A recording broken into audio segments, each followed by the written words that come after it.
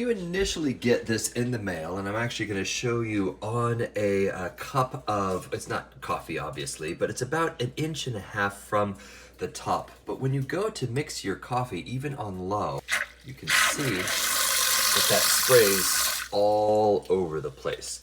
And it's not just this accessory, but also this accessory as well. It will spray all over the place, and even this one, it's starting to spray all over the place. It's just a little bit too powerful, or rather, the mixing head is just too aggressive. So let's adjust this mixing head. You're going to take some wire cutters and you're going to be cutting this off, and we're going to be doing it about right here.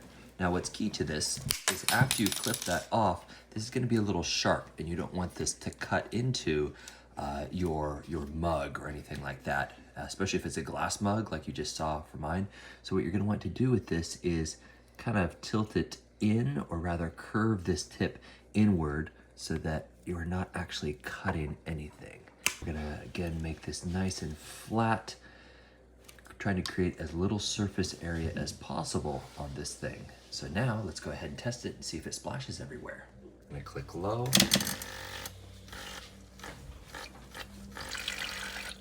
Not spraying anywhere. That's fantastic. Love it. Actually, just for fun, before I let you go, let's put it on high. Yeah, it's pretty aggressive, but it still doesn't splash nearly as much as the previous head. There you go.